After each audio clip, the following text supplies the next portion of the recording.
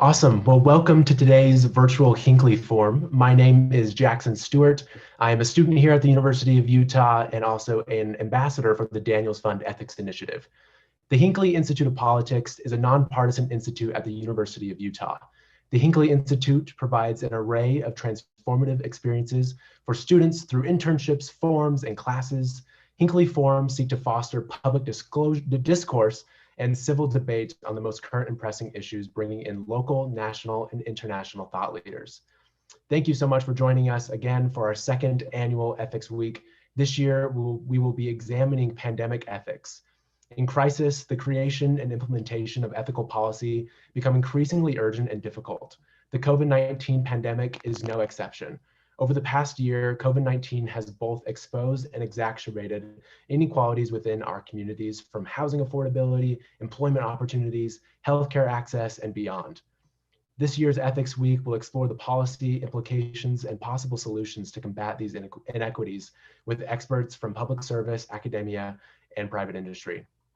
Ethics Week is presented in partnership with the Kempsey Gardner Policy Institute and the Daniels Fund Ethics Initiative at the Eccles School of Business.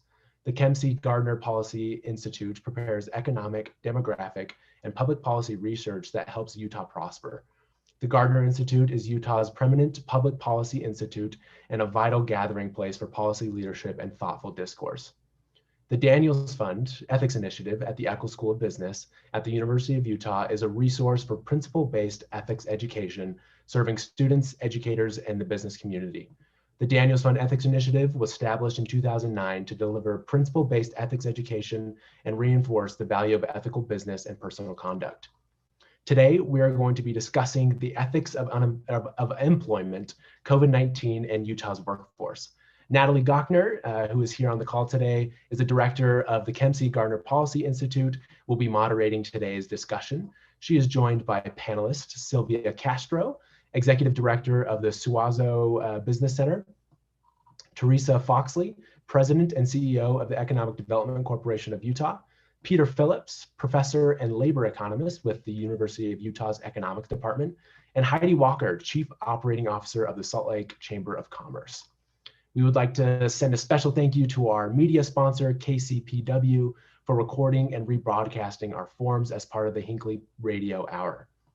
If you have questions for our panelists, please enter them in the YouTube chat. With that, I will turn our time over to Natalie. Jackson, thank you so much, and great to be with you. We have a terrific panel, and I'm grateful for the work of Candace Horn, Jennifer Robinson, and Abe Basheshki in helping to set this ethics forum up. We get to talk about employment today. And Peter, I can think of nobody better to start with than you as a labor economist to just set this up and help us understand the breadth and depth of the pandemic recession. A little over 10 years ago, there was a great recession, and it was great because it was the biggest drop in employment since the Great Depression of 1930s, and it just overwhelmed us. Yet the pandemic recession was twice as deep as the Great Recession. We lost twice as many jobs as we did in 2008 and 2009. But the amazing thing is the bounce back. It was like a bungee cord where we got ripped right on back up, and we fell so far that it looked like up to us when we came back. But even now, the level of employment in the economy is the same as at the bottom of the Great Recession. There is still a long way to go to get back to where we were. And unlike previous recessions, which economists have characterized as V recessions if the bounce back was quick, or U recessions where the bounce back wasn't a bounce back, but a crawl back. This downturn is being called a K recession. And the reason for that is it's been a bounce back for some and nothing for others. And that creates issues of morality and ethics. Now, morality is something that guides our lives. Ethics is the application of that morality in a context. And the context today is a downturn that is very severe for some and almost over for others. And how do we respond to that? Thank you, Peter. Teresa, as the leader of the Economic Development Corporation of Utah, you've been behind the scenes helping with the state's response, working through some of these difficult issues. Peter mentioned a K-shaped recovery. Inherently, that means that some are recovering quickly and some are not. Give us your view on this from where you stand as the leader of economic development in our state. Well, thank you so much to the Hinckley Institute and others for inviting us to participate today. And Peter, thank you very much for the terrific review of how this, the last year now has impacted our economy, and particularly our labor economy. We have found, obviously, this K-shaped recovery coming into play in our economic development pipeline, where we have certain industries and certain individuals that have not only recovered, but are surging, and certain individuals and certain industries that continue to sputter and really just hang on for survival in this K-shaped recovery. And for us as an organization that is involved in both the state's response, but hopefully also in the state's long-term recovery efforts, it really highlights a need for organizations like ours to think about ways to crosswalk jobs, opportunities, and reskilling to those at the bottom of the K-shape towards the top of the K-shape. One of the things that's really interesting in economic development that we had going into this pandemic-induced recession was that we had a lack of skilled workers really along all aspects of the economic ladder, but that sentiment has not changed by employers, that those who are hiring are still having a very hard time matching up employees to specific skill sets, while simultaneously there are still a number of individuals who would like to go to work, who have suffered greatly as a result of this pandemic, but who lack the skills to get into those jobs at the upper end of the K. And so for us, we are of course trying to find ways to partner with our educational organizations and others to think about how individuals will need to reskill and retrain much more rapidly. That's another thing that I mention oftentimes when talking about the pandemic economy is, of course, it has accelerated a number of trends that were already underway and shined a bigger spotlight on those things that we were already experiencing. But this pandemic economy has accelerated the adoption of AI and made this fourth industrial revolution seem like we're really on the forefront of it. And we know that that means that higher skilled individuals who can quickly retrain and learn new things will be in a better position as more and more automation eats away at standard jobs that exist today. Thank you, Teresa. Heidi, I want to bring you into the conversation, but before I do that, I want to go to Sylvia. Sylvia and I have gotten to know each other quite well over the last few months. It's been great working more closely with you, Sylvia. Sylvia, of course, leads the Suazo Business Center, and you're involved with the development and empowerment of underserved communities. So you've got a real laser focus on that lower part of the K in this recovery. Would you make some introductory comments about what Peter and Teresa have shared and anything else you'd want to add? Yes, so our work is directly as a 501c3. Our whole focus has been on the economic development for the underserved communities. And as both Teresa and the professor mentioned, there has been winners and there has been losers. And unfortunately, we work a lot directly with some of who basically has not come out well out of this pandemic. First of all, we have the small businesses. The small businesses were impacted hugely, but some industries more than others. And one of the hardest things about this pandemic economy is that there was nothing wrong with that business. They were fine, everything was running well. It's just that overnight, everything changed. And unfortunately, it went from some of the restaurants having the best months in February 2020 and then crashing down right after that. Okay, And so some of them, I want to jump in there. That really rings true with me, right? Nobody did anything wrong here, but they felt consequences. right. And that's what's hard is there was nothing wrong with that business. Everything in terms of that business owner, what they were doing, is just that overnight external forces just flipped it. And unfortunately, especially with the minority population, a lot of the industries that were more affected are the type of industries that they're in. Not only were they affected in terms of the small business, all of a sudden the term essential worker changed. All of a sudden having grocery store workers, everything that dealt with dealing with the public for people to be able to make it and survive, all of those folks became essential workers. And a lot of them were heavily minority. And because of that, they were more exposed to it. And this is when the beginning, as we were looking at the COVID numbers, some of the ones working in the forefront of this, it came as no surprise that the rates of contracted COVID were so disproportionate. The other thing too is that unfortunately, one of the biggest impact has been on women. Next thing you know, not only did you have to deal with everything changing economic wise, you had to have the kids at home overnight. You had to do your job, have the kids at home, you had to be a teacher, still have your job, and still try to make it out at the same time. And I think that's going to take a while to recover. Mm-hmm. And this is where the term pink economic impact has been mentioned quite a bit. But as we're looking at this K-shaped recovery, what's interesting is as we're looking, as Teresa mentioned, the being able to move people from some of the industries are not coming back to the new ones.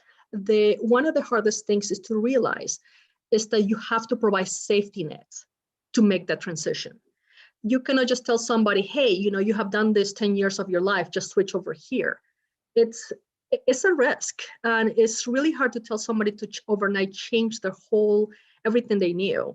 And that's part of it, where creating those safety nets to be able to more effectively move people across industries is also part of that recovery effort. Mm-hmm. Yeah, thank you for sharing that, Sylvia. Heidi, Salt Lake Chamber. I know enough about the Chamber to know it's the largest business association in the state. It's statewide. It has all different industries that come together there. Can you just summarize how the pandemic has impacted Chamber members? Sure, be happy to. Well, actually, I'm not happy to because it's sad. The impact, I think that, during this past year, we've been on a regular basis receiving calls from small businesses, some of them just seriously frozen, not sure which direction to go, waiting for money, looking for opportunities to help them, resources and guidance, how to innovate. And that has been, I think, really heartbreaking to watch that go on and to listen to that and try and be a resource for them or connect them. We actually launched the Main Street Preservation Grants in April of last year, posted those on the coronavirus.utah.gov website. And the stories that came back from that bridge money, this was bridge money funding about $5,000 that we would give to some of these businesses. And these were targeted at rural, minority, some of those tourism businesses as well across the state. We worked with local economic partners and with local chambers to identify those that were in the most need. And the stories that came back is that $5,000 helped them keep 15 people employed at a local remote rural theater for 3 months. I mean, they were in real dire situations and in real need. And so I think listening to these folks in rural areas, some of the, Sylvia and I worked on a couple of those people as well, dealing with these local economic development partners. What I learned was there were so many great people wanting to help, and we were challenged in trying to really help them. This is all new space for all of us. And so the impact has been real. I've been watching some of our caterer friends who've had to really innovate. Their businesses just, were shuttered, a lot of those. And to see them even during the holidays innovating and creating party packages and party gift boxes and doing things they would probably have never done before just to keep their businesses open and just to keep their employees employed. So I think it's been a surprise to all of us just how many people have been really impacted. Sylvia mentioned the pink recession. We've seen that with our Women's Business Center and some of the women's business owners who really have businesses that are impacted, what they're still going through and the efforts that we're trying to make to provide them resources, and just what Teresa was mentioning on the reskilling. This is going to be a whole new world for us. Yeah. Heidi, I love hearing sort of the on the ground, experiences that you've seen at the chamber. I'm not going to just keep going in circles, the same order or anything like that. But Peter, you mentioned something that I think is a really good jumping off point. You said something like morality guides our lives and ethics is the application of that morality. Is that a way that you phrased it? Morality are general principles, and they're like the North Star that guides our life. Okay. But at any point in time, we're in a context, and how you apply that morality is subject to that context.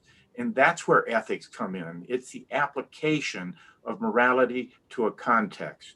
Okay. And we are in a particular context. This is a downturn. Hey, I've been around for a long time. I've been through like 15 downturns.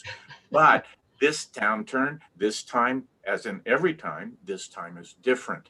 In this particular case, the downturn has hit women more than men because the downturn hit face-to-face industries more than commodity industries. Historically, construction and manufacturing, which are dominated by male workers, were hit hardest in downturns.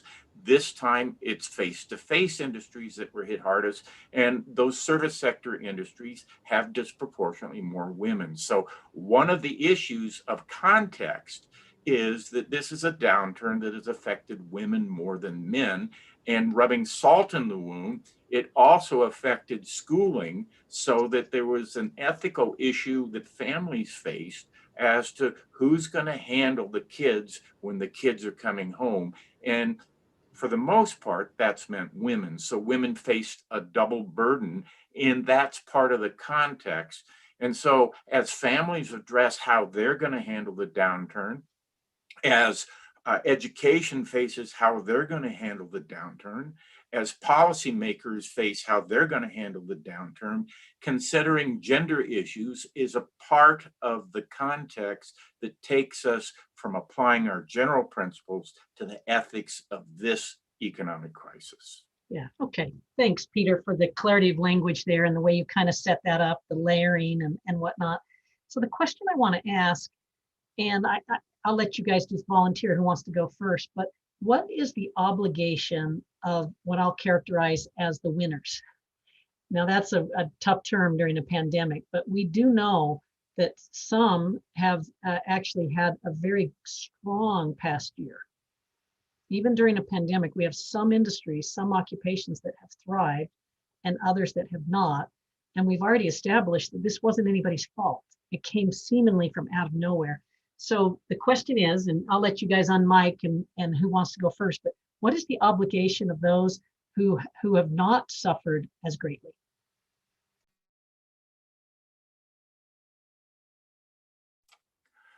Do unto others as you would have them do unto you is the morality that is common to us all. And so each individual has to ask, where am I in this situation? And what do I owe because of that? I only speak for myself. I haven't missed a day of work and I haven't missed a paycheck. I'm part of the upward leg of that K. And that tells me I owe more to my students than maybe I did a year or two before. So I made the ethical application of that general principle into a decision that I would back burner my research and I would put to the fore a dedication to my students. So that, for instance, I told the chair of my department, don't cap any of my courses. If a student needs to take this course and for a general ed requirement, I'll teach 200 students and I'll grade those exams and I'll get the time to do that by not doing my research. So because I'm on the upper leg of that K, I would do to my students what I would have others do for me if I was on the lower leg of that K.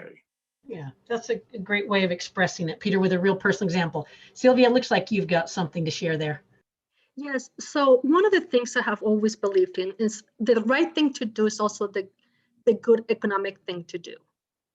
We have winners. We have industries that are doing really well, but they're having an issue of labor. They're having an issue that they cannot hire fast enough. They have an issue of not having trained staff. And this is where, to me, they can be part of the solution. We could use this as an opportunity to reskill, to upskill some other community sections that haven't been as involved when it comes to this. And I think that really hits not just the multicultural, the women, but also rural areas. One of the biggest issues with this pandemic has been digital literacy.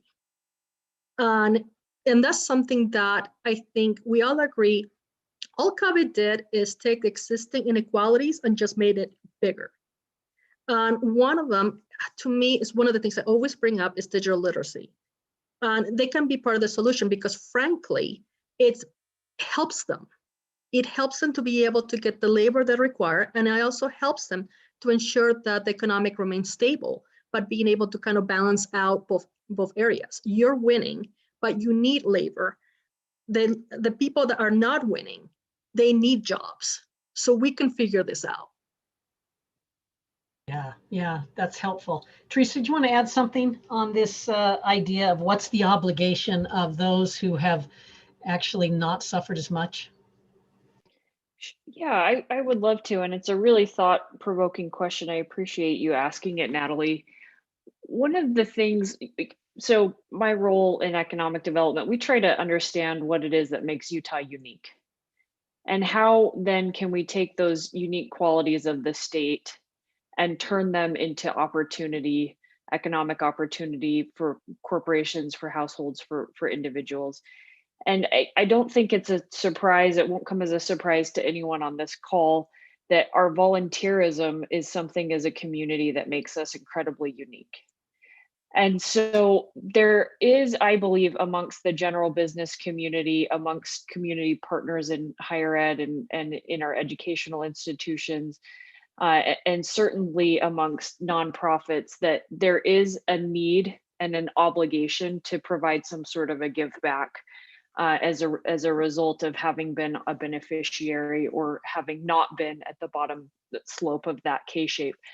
And between Heidi and me, we could share probably hundreds of examples of companies who were on the top end of that K-shape who said, I'm going to go out and make a quiet donation of KN95 masks because I have them for my industry and I'm going to give those to healthcare workers.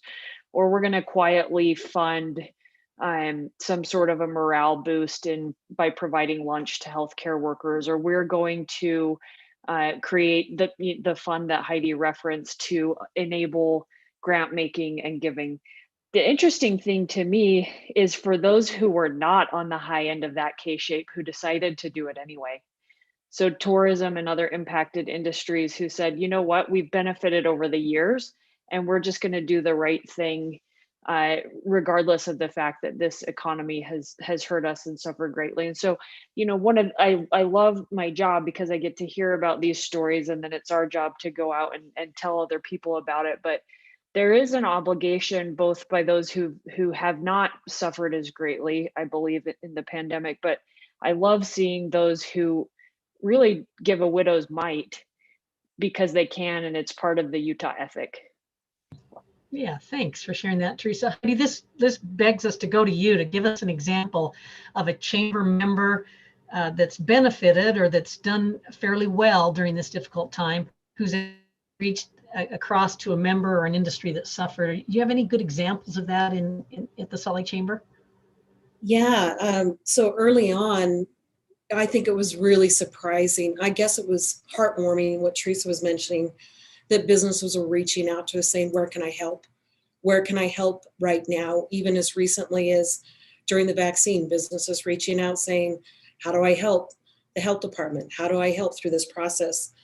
One large company came forward with a significant donation, and it was targeted, as I mentioned, through the Main Street grants to rural and minority and the tourism industries. And I think the interesting story that came back out of that were the responses back from the recipients, where they said, okay, now it's my turn.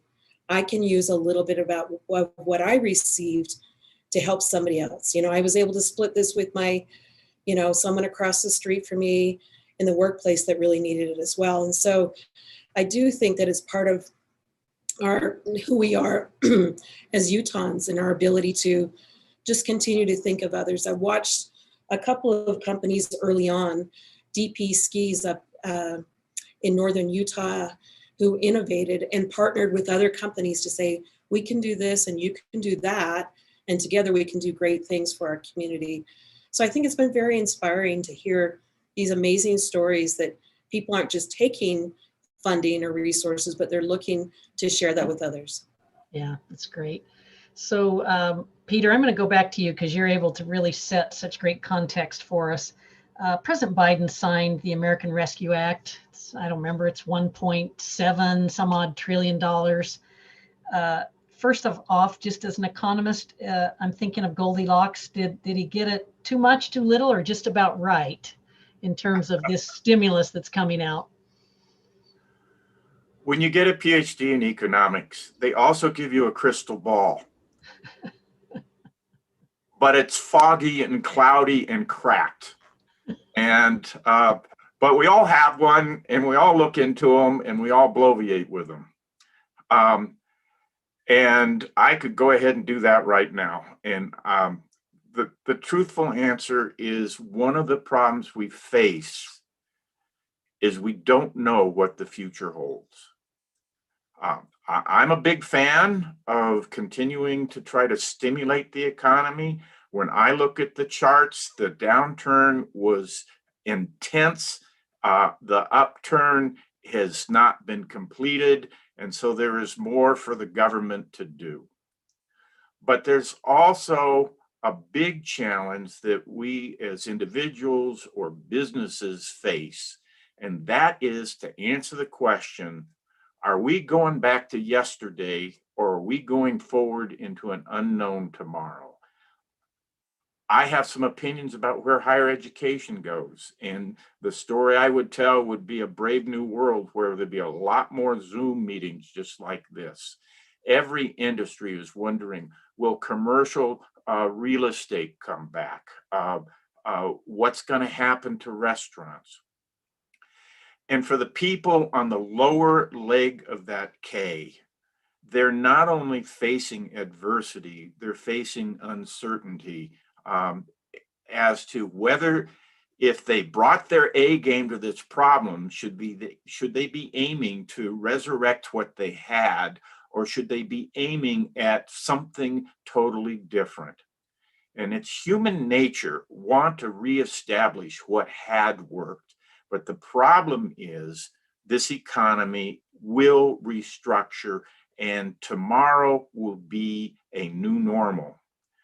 The stimulus from the federal government is going to help bring the economy back, but it is not going to help answer the question, what is that economy going to look like? And therefore, my crystal ball stays cracked, and people don't have a clear map of where they should send their efforts. And that's one of the really tough things that we're all facing today. So Peter, I'm going to go to both Sylvia and Teresa here, because I've worked with them behind the scenes with our whatever crystal ball we have to really think about, if we build economy back to better, what does it look like? And I'll remind people to go ahead, submit your questions, because we're going to go to questions in just a little bit here. But Sylvia and Teresa, we've spent time behind the scenes thinking about how to give good advice to Utah decision makers on the next economy. Teresa, you've not hesitated to talk about rapid reskilling and upskilling. But Sylvia, you're on mic, so I'll go to you first. What do we need to do to be ready for that next economy? What's hard is that I think I do agree that we're going to have a new normal. I think most people wish that eventually there will be the switch and then we're back to February 2020, but that scenario is gone. The reality is because of what we have faced, there's a lot of inequalities that came forth. Also, overnight, it seems, the consumer moved to a whole new expectation in terms of being able to do things more comfortably from home, be able to do things online. And I just don't see society going back to what we had before, because now there's new comforts, new expectations. And the challenge is, how do we help people pivot to that? Because it's not just surviving, but being able to ensure that they have the right skill set, that they understand the new business models that they have to implement to make it. And that's the hard thing, because with human nature, we tend to go back to what we worked before, but that scenario is completely gone. So as we talked about this crystal ball and trying to figure out what do we need to do next, I think one of the biggest understanding is that we're not starting at the same line, that there are inequalities and they have to be addressed. And I am hopeful. I can see this as an opportunity. I think this could really be an opportunity for the state to really look at those inequalities and use the funding that we're getting to resolve them, to be able to move people into a much better position. So they're not stuck. So next time everything gets shut down and people are not able to go home, this could be an opportunity where we can upskill them so they have the ability to do that. So I do remain hopeful in that regard. Yeah, I like your hope. Teresa, give us your wisdom on this. Are you optimistic? Are you hopeful about this next economy? You mentioned the fourth industrial revolution. Do you see Utah well positioned there? Well, like Sylvia, I am incredibly hopeful for the future of the state's economy and our national economy as well. These are major shifts that are occurring. And I want to underscore that they're occurring. This is not happening in the future. We don't have a year to prepare for it. Supply chains are getting shorter. Automation is being designed into new facilities. And the pace at which companies are moving, innovating, and accelerating has not slowed down at all. But I think Utah is in a unique position because we are proximate to some major US markets. We still have a quality of life arbitrage for those households that would like to have a little bit more elbow room. We have a great sense of community here. And of course, our economic outlook is among the brightest of any state in the union. And so I am incredibly hopeful, but I also share in the concern of others that very bright future may not look as bright for all. And that's where I have always encouraged our state leaders, and I applaud many of the investments, major public investments that were made during this last legislative session, which included transit and mobility, which included housing preservation and affordability, which included significant investments in workforce development and training, and which included what is now, we've called it the information superhighway for forever. And that feels all the more true as many of us, and I especially see on this screen, have zoomed into this from our basement or bedroom. Having that access to be able to learn, work, telehealth, start a business online is just incredibly important. And so I'm both hopeful and I think we'll all continue to encourage our state leaders to make those smart long-term investments in public goods that will benefit those who might be at risk of not being able to continue to work their way up the economic ladder, which again has been a strength of Utah with our economic mobility indices being very strong as compared to the country. Teresa, thanks for the observation. And I'm going to just underline, put in bold that what the Utah legislature just did was really impressive. And partly because they had a lot of resources. But, Teresa clicked them off, transit, housing, training, a lot of really important things happened. Heidi, I know that the Salt Lake Chamber has something called the Roadmap to Recovery. We've helped with that at the Gardner Institute, but I'd love you to just describe what that is. How does it help? I think it would be helpful to the viewers. Great, thank you, Natalie. So back in August, we formed what's called the Roadmap to Recovery Coalition. We all were so reliant on government in those first few months to direct us in what we needed to do. And we know in this community that our experience has always been that when businesses lean in, great things happen. So we launched this Roadmap to Recovery Coalition. It's a statewide business plan to, build our economic recovery.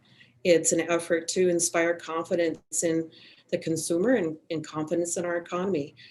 And one of the first things we did was to partner with Natalie and the Kempsey Gardner Policy Institute to create an economic dashboard with real-time information that businesses could use. And I'll pop that in the chat in just a moment.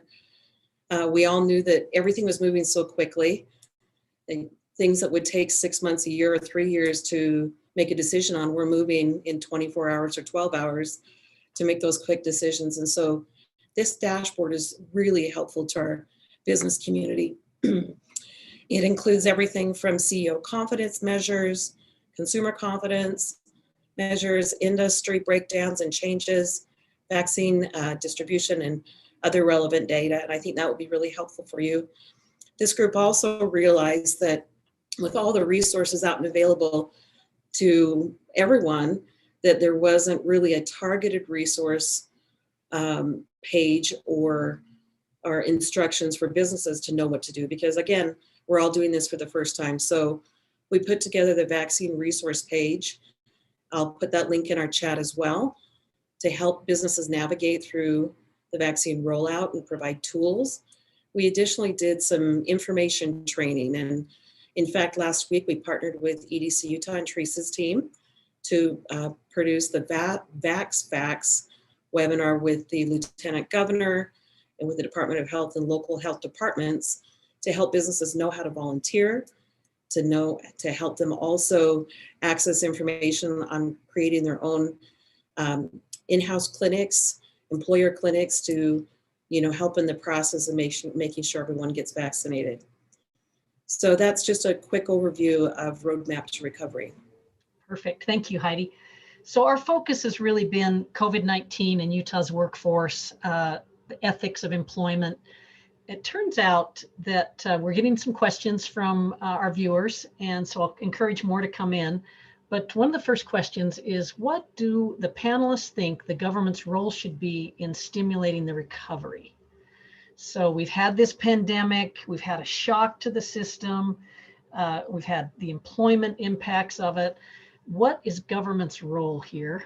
I'm tempted, Peter, to have you set that up, and it looks like the other panelists would love you to do that. When the pandemic hit, if the federal government had done nothing, and if the Federal Reserve had done nothing, we would still be at a bottom with 15% of all jobs lost. Capitalism is great when it's hitting on all cylinders.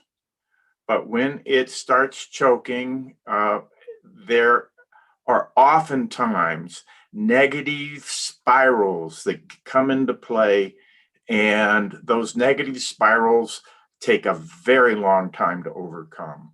We know this from the Great Depression.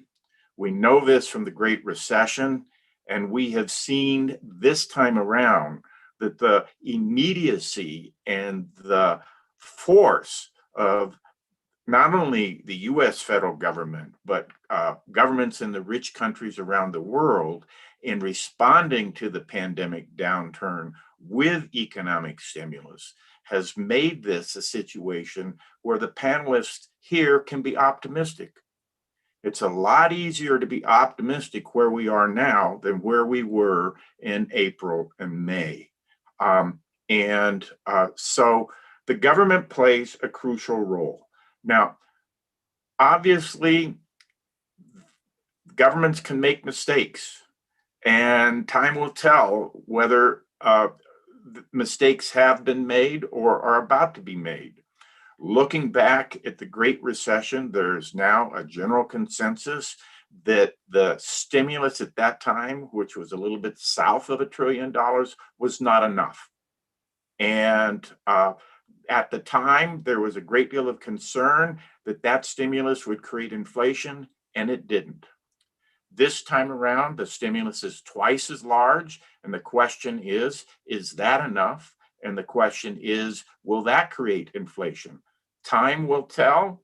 My best guess is I'm betting against future inflation, and I'm betting that we're going to have some more stimulus, not of this magnitude, but within about a year from now. But that, like I said, remember what my crystal ball looks like. It looks like a cloudy, cracked crystal. Okay, other panelists, would you like to weigh in on the role of government during a pandemic? You know, I have an interesting perspective on the role of government because we saw it from the federal and also the state. I think it was basically whoever received the funding was part of the K-shape that went up. But at the same time, I think there was one of the issues was we were literally building the bridge we were walking on. So there were mistakes in the beginning. One of the mistakes, for example, at the state level, is that no diverse voices were completely missing when some decisions were made. And I think that was a huge lesson to the state of Utah and some local governments, that when you don't have enough people in the room to give you a different perspective, mistakes can be made. But has been really good how the state has actually overcame. I think government has a role, but at the same time, we're living interesting economic times, because if you look at what we're looking at compared to any other recession we had in the past, it's almost like, what other economic tools do we use? We have interest rates the lowest they've ever been. We have enough cash flow going out. We have trillions and trillions of funding that is going out. But at the same time, it's like, what is next? And I think that's what's hard, that no one really knows, because we haven't had anything at all like it. And what's tough about this is that health and economics are tied together. Things don't get better economically until health gets taken care of. Until COVID cases go down, until we get this pandemic under control, we could be spending this from the, who knows? Until we get this pandemic under control, it's hard to be able to really determine like what's next. And that's what's really hard about this. Peter, it sounds like Sylvia says her crystal ball's a little foggy as well, so you're in good company.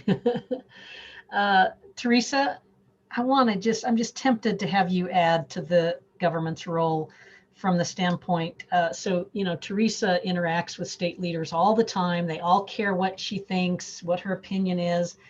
What do you tell leaders about government's role and the stimulus? What counsel are you providing?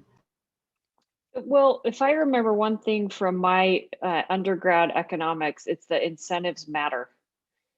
And that was one thing that, again, to Sylvia's point, we were building, I love the way you've said that, Sylvia, building this bridge as we were walking across it. The government stimulus, both at the state and the federal levels, was critically important. And we would absolutely not be where we are today, as Peter has said, without it. What took time and what I think we ultimately got to was providing the right incentives for people to do the right thing. And so as I've thought about the stimulus, it was, how could we have incentivized better health behavior to encourage better health outcomes, which would have therefore improved the state of the economy quicker. And that would be my sort of, hey, if this is not a 100-year event, and I hope that it certainly was a 100-year event, it may not be, but that if we learn from where government stimulus can be effective, it is in ensuring that incentives are what we need them to be. And I don't mean that but in the sense of tax incentives. I mean, how are you trying to change behavior through the financial carrots that you're putting out there? Thanks, Teresa. Peter, I think you're the best one to deal with this question. We have an audience question that says, what do we owe the employees who were hurt? So rather than focusing on the businesses, what do we owe the employees who were hurt? How should employees have been protected in the pandemic? So a real employee focus. Employees wear two hats. They are not only the people that make the economy work by working, they are also the vast majority of people that make the economy work by consuming. And what we owe those workers are two things. First, we owe them security. And second, we owe them an ability to continue their role as consumers as well as workers. That's not only going to help them, that's going to help everybody. So these $1,200 stimulus checks, unemployment insurance support are all there because that's what we owe them, not just as workers, but also as consumers. In addition to that, we also owe them, those that are continuing to go to work, that they can come home safely. We owe it to them that going to work should not imperil their health. And so we need to have a system that ensures that when people go to work, they go to a place that is safe and healthy for them. So in short, we owe them security, we owe them health, we owe helping them do their job, which is to have a job and work, and to do their job by also joining in purchasing the products and services of that work. Thanks, Peter. Sylvia, I think this question is probably best for you. The person's asking about businesses that opened in 2020. So they didn't have that history and many were not eligible for financial support. What's the likelihood that they may be included in future assistance programs? Have you dealt with that at the Suazo Center? Yeah, we have dealt with this a lot. We have seen business that started actually the worst ones were the ones that started in February. We had businesses start in February 2020, and then the rug was pulled from under them just a few weeks later. That's really bad luck, isn't it? It's horrible. And some of them were restaurants, like brand new locations into downtown. And this is where downtown all of a sudden became a ghost town because everybody went back home. And the hardest thing for that is that there was nothing. All of every incentive, the PPP loan, everything that came up, there had to be some type of track record. Well, if your track record, it's you were open for a few weeks and then economy fell down, there was nothing. And we haven't really seen anything after that. But what's been interesting is, and this is where we worked a lot with the small businesses, it's we had to help them pivot fast. They had to either change into more creative ways to service their clients, or we had to maybe shift them to a completely different customer segment. But what's been interesting that we have seen this whole time, and it really, it's fascinating to us, is we help businesses be creative and also grow. We never stopped receiving requests to start up new businesses. Even in the height of when everything seemed to be going wrong for small businesses, we still have people see an opportunity. We still have people say, you know what, I think there's something I can do with my business, or I can change, or I can serve a need. And I think also that also speaks to the resilience of our state, is that even though, and they knew that there wouldn't be any help or assistance because they were starting from scratch, but they still begun. One of the hardest things is that a lot of those businesses that started in January and February, they either pivoted or they just did not make it. By now, every resource out there was just not available to them. So now it's really just kind of keeping the ones that were up and going by 2019. This last round of PPP has been so completely different from the last one. And all the existing businesses that were there in 2019 have the leg up. There's really nothing much for the ones that were open in January or February 2020. So glad we have the Suazo Business Center. Thanks for all you do, Sylvia. We're down to just about 9 more minutes, and I'm wanting to just ask each of you to just end out this discussion by sharing with me a lesson you've learned. And Teresa, I'm going to go to you first. What's a lesson that you've learned through this historic time in our economic world, in our health world, in our, world together as human beings? What is a lesson you've learned? Well, thanks again, Natalie. You've asked me a series of really thought-provoking questions, and I'm sure, like a lot of the other panelists, especially as we marked the 1-year anniversary of sending our team into virtual work last week on Friday, I've spent a lot of time reflecting on things that I've learned, what went right, what I'd do differently. And the main thing that I would say is I've learned the value of adaptability. And I say that on the applicability of that is on so many different fronts, but I've been so fortunate to lead a team that adapted so quickly to taking our core competencies of research and project management and applying them in a way that could benefit our community and the community response. I've seen it in the community, and these businesses that did start in 2020 who just said, you know what, we're just going to cowboy up and figure it out. Or I've seen it with creating new relationships with groups that I never had a deep connection to, but who I now realize really help turn the knobs in our economy. And so just the value of adaptability is a lesson that I'll take going forward and hope to be able to apply in, again, in our organization and in my personal life and in our career, as I think adapting is going to be the name of the game going forward, where our world is changing much more quickly. Yeah, great observation, Teresa. Heidi, what about from your vantage point? What have you learned as you've gone through this pandemic? I think the one thing that's so interesting, it was the one thing in my history that bonded all of us. We were all worldwide going through the same thing. Of course, we all approached it differently, but Professor Phillips mentioned the new economy. I think the skills that we learned in the last year launched us, and we're more prepared for our new economy than we probably ever would have been, even if we'd planned for it.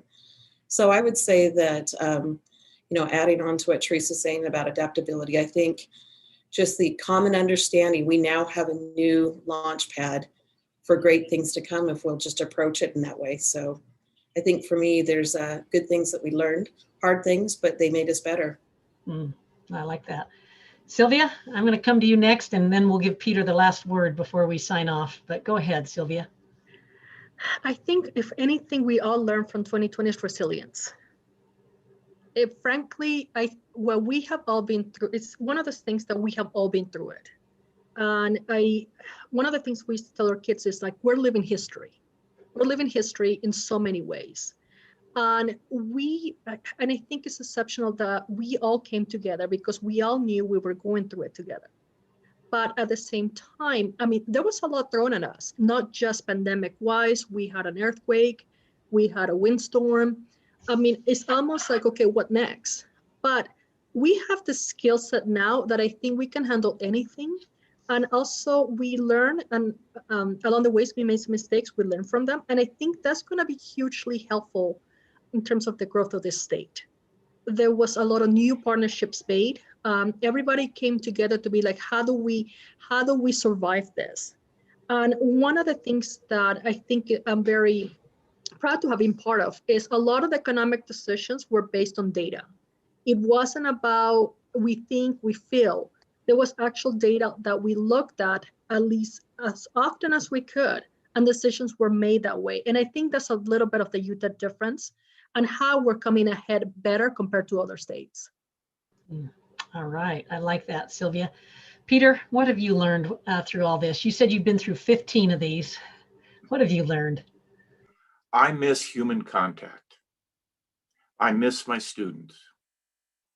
I haven't hugged my daughter since March 8, 2020. I want to go back to the classroom, but I know I'm not going to go back to the classroom that I had been in for almost 45 years at the University of Utah. And that's because I have students at the moment in China, in Europe, in Florida. I Zoom with them, I talk to them, I interact with them the way I've been interacting with you, and that's going to continue. It's not going to be everything. I will see some students in the flesh, but there will be students that I will never see in the flesh. And I want to take a moment in this consideration of innovation and floating like a butterfly and stinging like a bee, and mourn some of the things that we have lost forever. And one of the things I think we have lost, at least in part, is the kind of human contact that I, as a teacher, expected as the normal forever. And now that normal is, to some extent, gone. Yeah.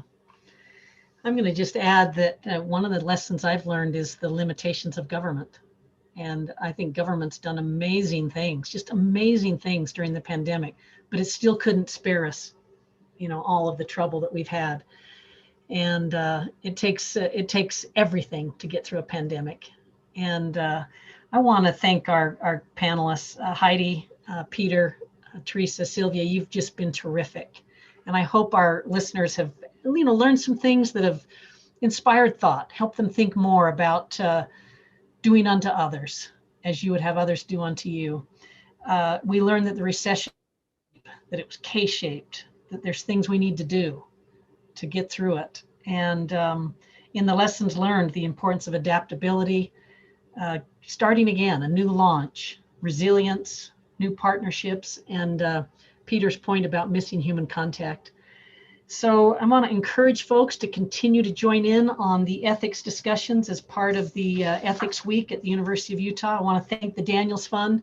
I want to thank our hosts, our partners. Stay safe, everyone, and thanks for viewing this.